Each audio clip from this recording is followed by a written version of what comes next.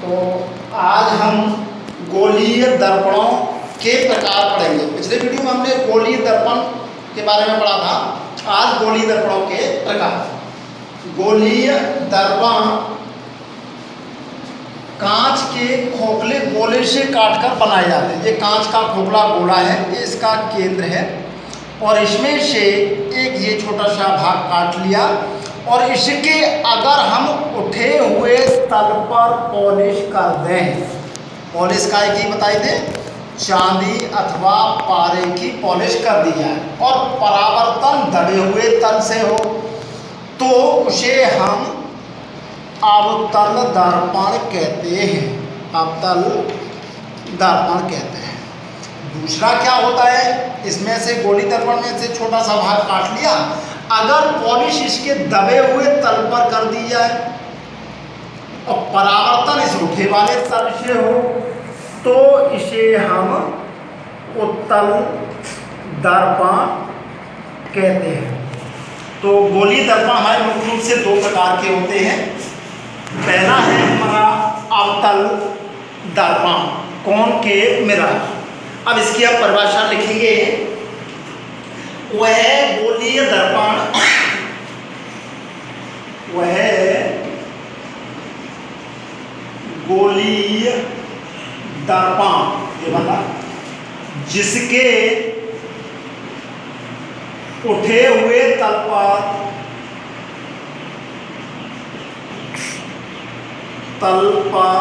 Polish कर दी जाए,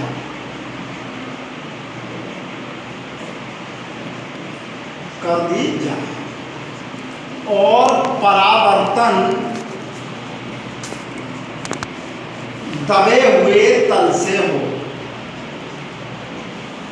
दबे हुए तल से हो तो उसे अवतल दर्पण कहते हैं। इसे अभिसारी दर्पण भी कहते हैं। इसे अभिसारी दर्पण भी कहते हैं। क्यों कहते हैं? क्योंकि यह अनंत से आने वाली किरणों को सिकोड़ता है। आने वाली किरणों को सिकोड़ता है, इसलिए इसे हम अवतल दर्पण या अभिसारी दर्पण कहते हैं। देखिए, ये कांच का खोखले गोले से काटा हुआ है, इसके उठे हुए तल पर पॉलिश कर दी, ये प्रकाश की किरण आ रही है और इससे परावर्तित होकर के ये इस प्रकार से ये परावर्तित होकर के जा रही है ना। तो परावर्तन किससे हो रहा है? हमारा दबे हुए तल से, तो इसे हम अवतल दर्पण कहते हैं। दूसरा होता है उत्तल दर्पण, कॉन्वेक्स मिरर। ये क्या होता है? वह गोलीय दर्पण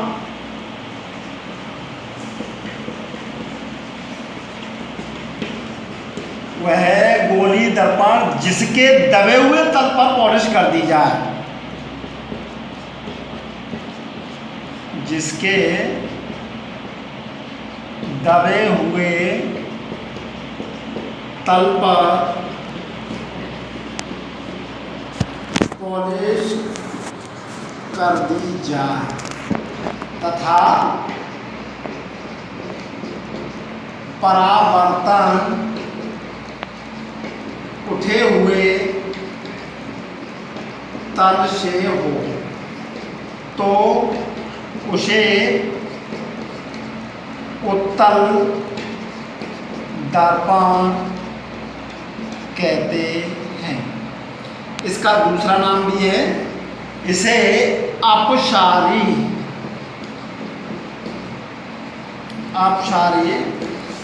दर्पण भी कहते हैं। क्यों कहते हैं? कि ये अनंत से आने वाली किरणों को फैलाता है।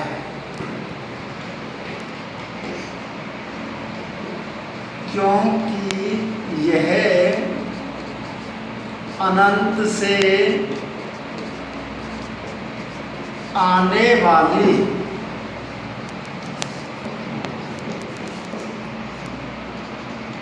किरणों को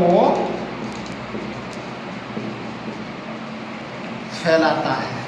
इसका चित्र कैसे बनेगा? ये इसके दबे हुए तल पर हमने पॉलिश कर दी, कांच के खोखले से काट करके बना हुआ है। प्रकाश की किरण आई और ये परावर्तन इसके उठे हुए तल से हो गया। तो ये वाला हमारा कौन सा हो गया? अवतल दर्पण। और ये कौन सा कहलाएगा? हमारा उत्तल दर्पण। तो इस प्रकार गोलीय दर्पण हमारे दो प्रकार के होते हैं। गोलीय दर्पण हमारे दो प्रकार के होते हैं, नोट कर लें। इसके बाद एक सामान्य सी जरूरत पड़ेगी अभी हमें, समतल दर्पण।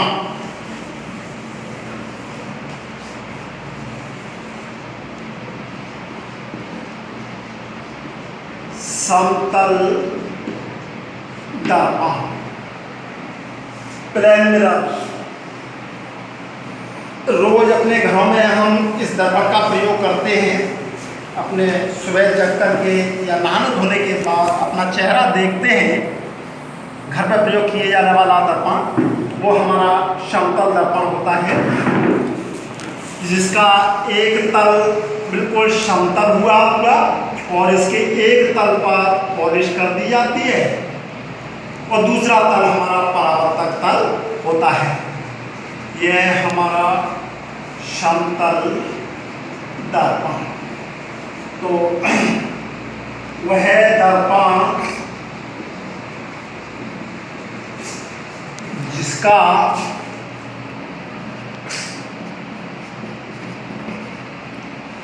एक तल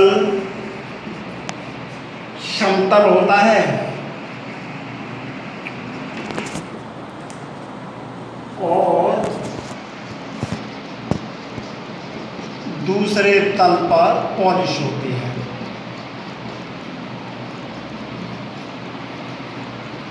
उसे हम जो है समतल दर्पण कहते हैं।